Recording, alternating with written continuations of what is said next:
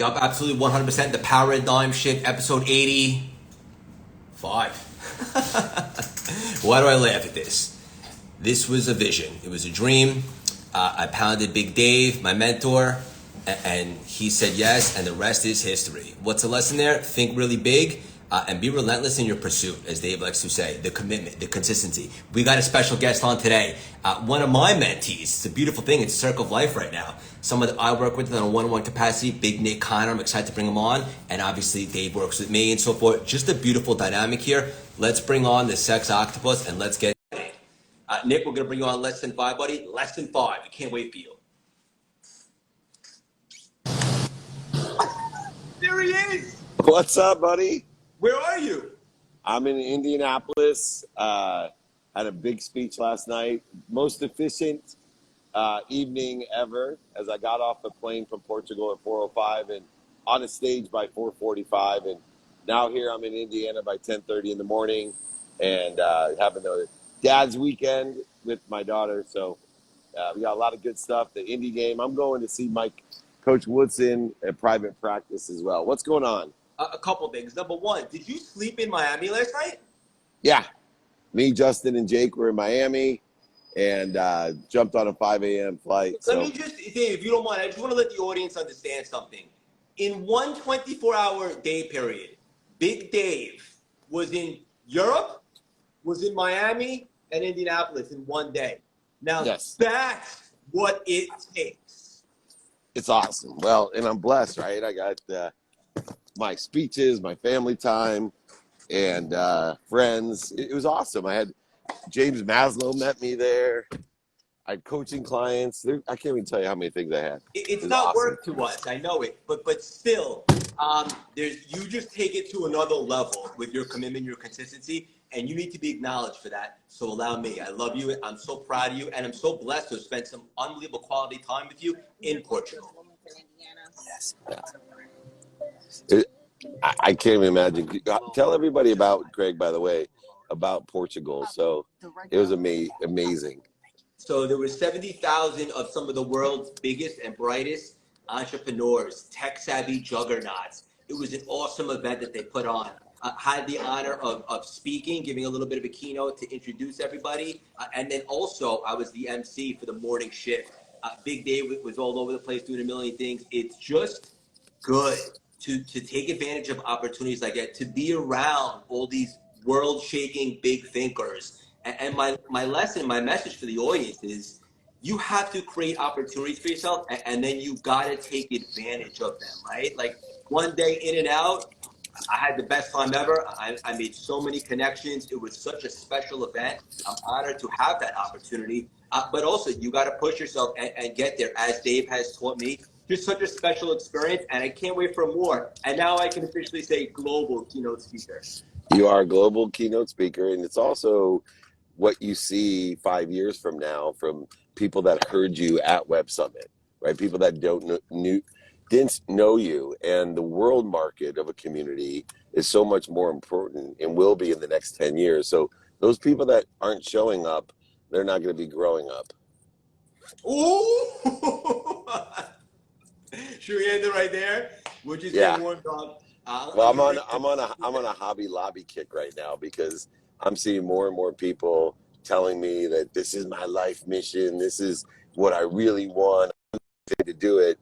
And they should go shopping for their careers, their speaking careers, their coaching careers, whatever it is, they should go shopping at Hobby Lobby because that's what they are. They're treating it like a hobby. Not Craig Siegel. He's flying over to Portugal back and forth in 48-hour period, and he's showing up and he's growing up.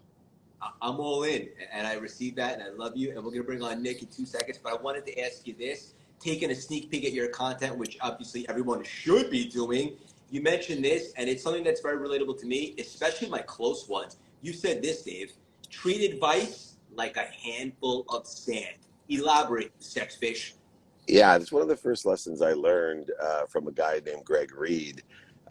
And I had told him, just because someone loves you doesn't mean they give you good advice. And he said, yes, but you need to take advice like a handful of sand. And I said, well, what does that mean? He said, you should appreciate everyone as you do when you reach down, how good it feels to sink your hand into a big pile of sand, but you got to let the grains fall through your fingers with appreciation, right? And then when you find a nugget, which you love to find the juggernaut nuggets, when you find a nugget, you got to hold on to those nuggets, let the rest of them. So if your parents or your friends or your associates are giving you advice that aren't aligned in the trajectory of what you think you want, just say, oh my gosh, thank you so much for caring about me that much. And I'll take that under consideration.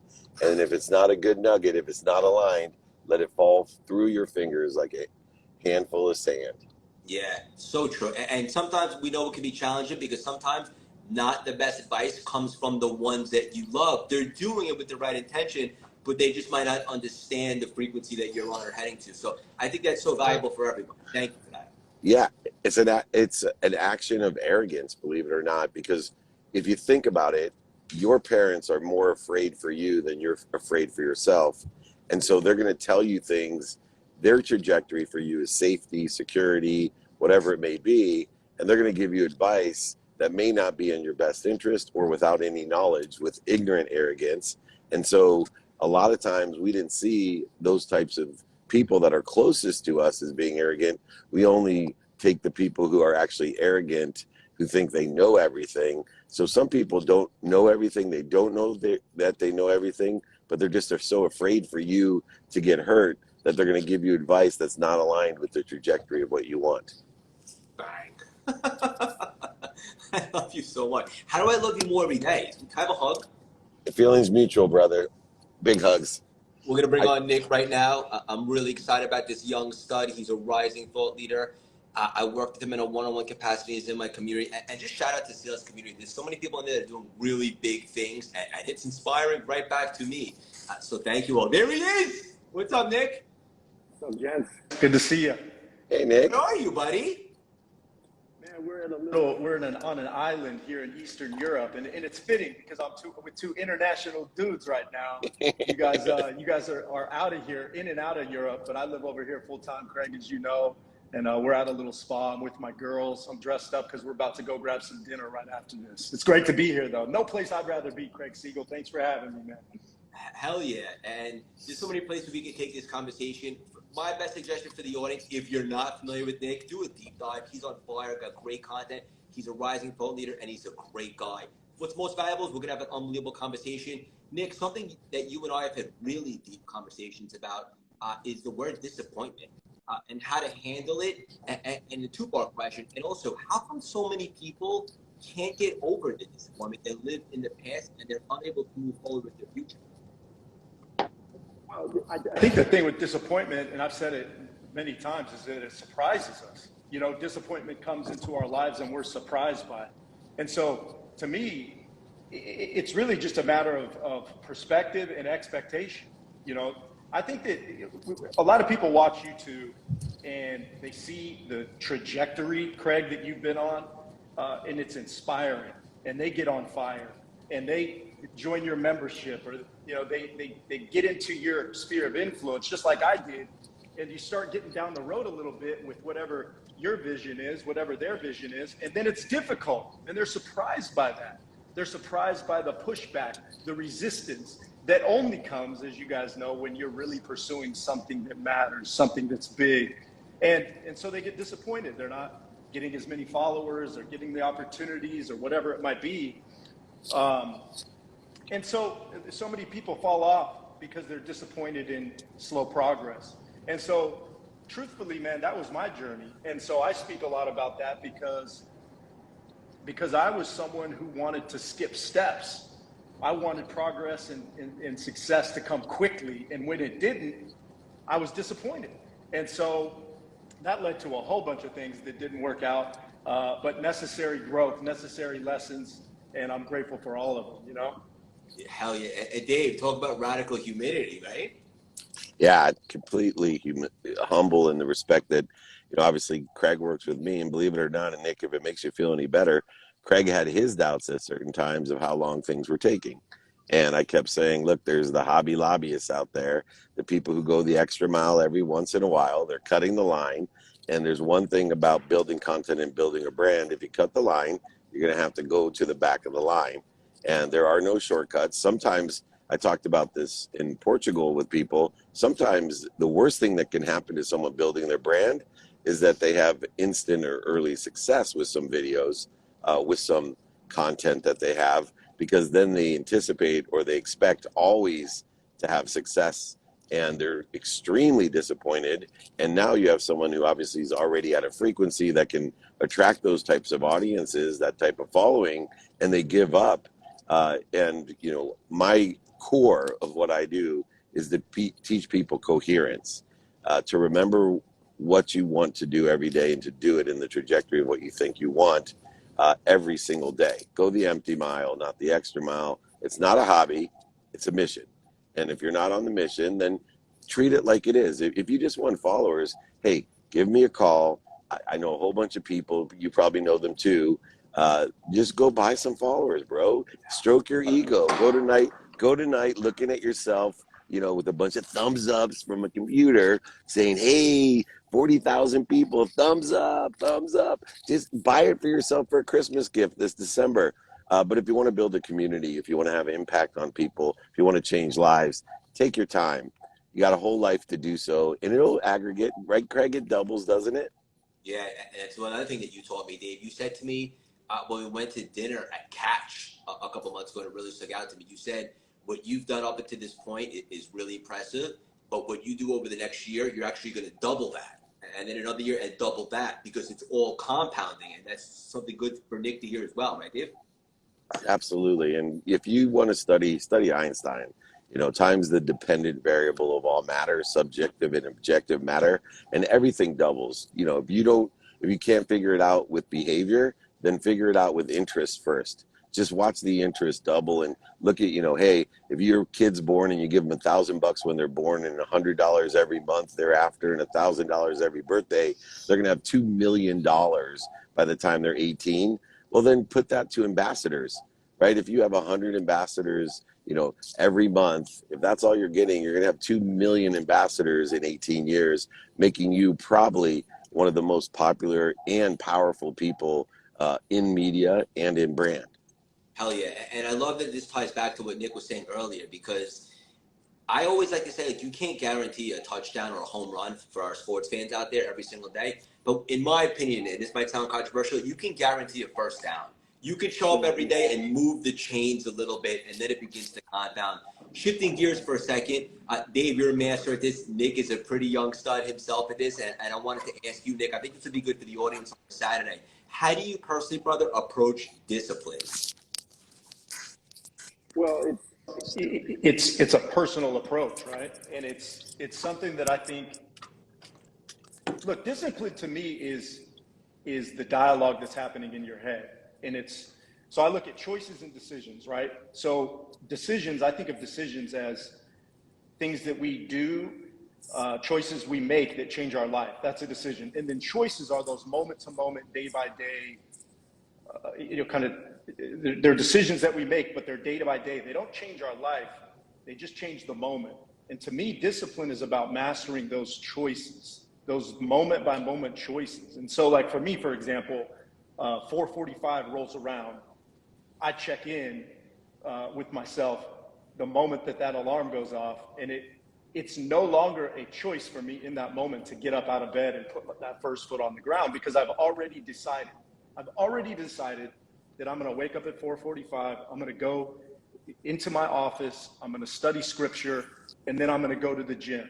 I'm going to separate myself for 2 hours before my girls wake up. The decision's already been made. And I think this is a mistake I made, you know, even 2-3 years ago, is I'd set the alarm for 4:45, but the moment I put my foot on the ground, I'd check in with myself and I'd lose that choice in the moment, because I hadn't decided that was how I was going to live. I hadn't decided that I was going to be that person. And so that extends into every momentary choice that we make day by day. And here's the thing that I found, man, is you string some days together like that, you talk about confidence, you talk about belief, you talk about progress. I mean, it's a beautiful thing, man.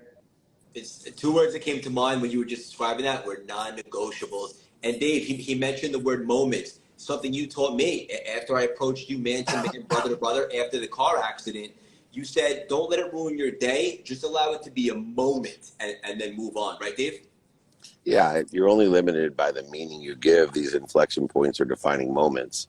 And you can actually shift the meanings. You have the power to give meaning to everything that you have seen.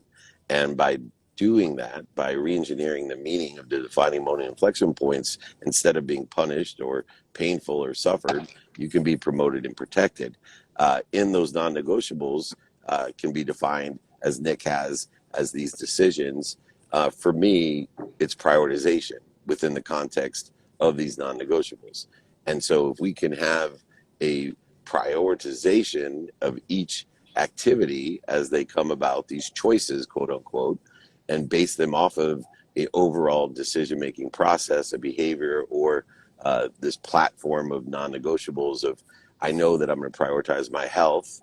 Therefore, when my feet hit the ground, I'm going to go ahead and do this. And then I prioritize my family. So I know I'm going to do this. Then I prioritize paying attention and giving attention to time to the activities I get paid for, then the activities I don't get paid for, and my sleep.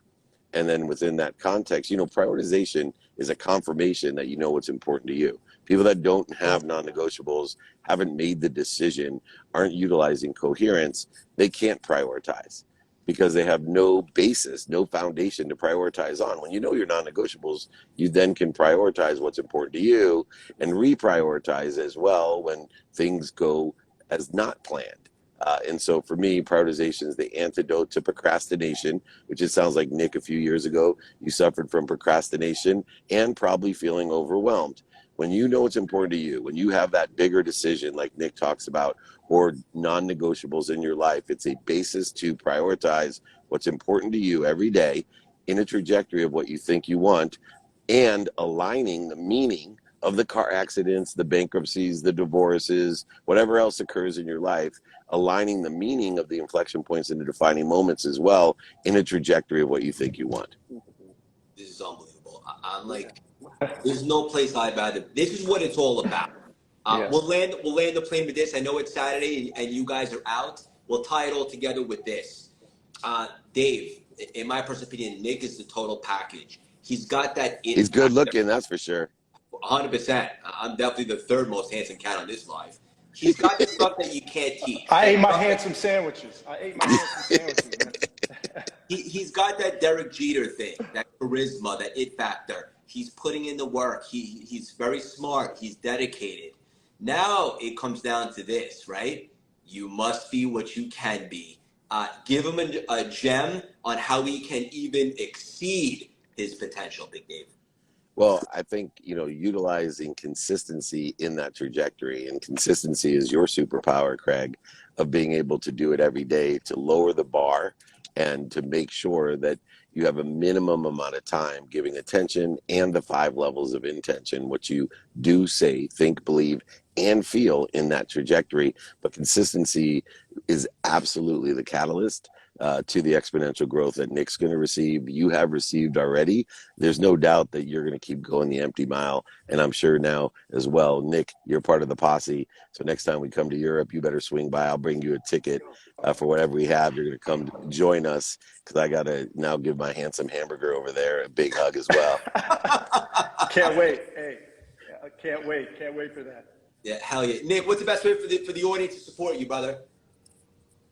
You're on Instagram at Nick Connor. You can jump on nickconnor.com as well and see what I'm up to. Yeah, and guys, if you think I have any credibility, go check out what he's got going on. He's awesome. Thank you both, gentlemen, from the bottom of my heart, for spending some quality time with me on this Saturday. I'm better for it, and I know the audience as well. Love you both. Love you both. Thank you, guys. Bye, See you, guys. fellas. The Paradigm Shift, episode 85 in the books, baby. We'll see you next week for 86. You can count on that, God willing. Why? Because I'm committed. Actually, let me rephrase. I'm all in.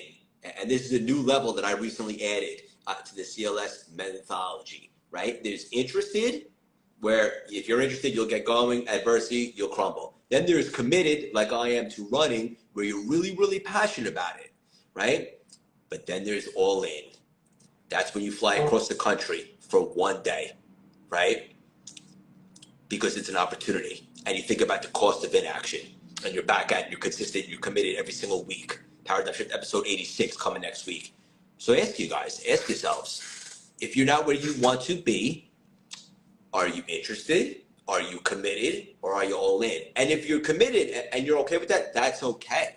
But just understand, for the people that are absolutely 100% all in, it's just inevitable they're going to be a little bit further ahead.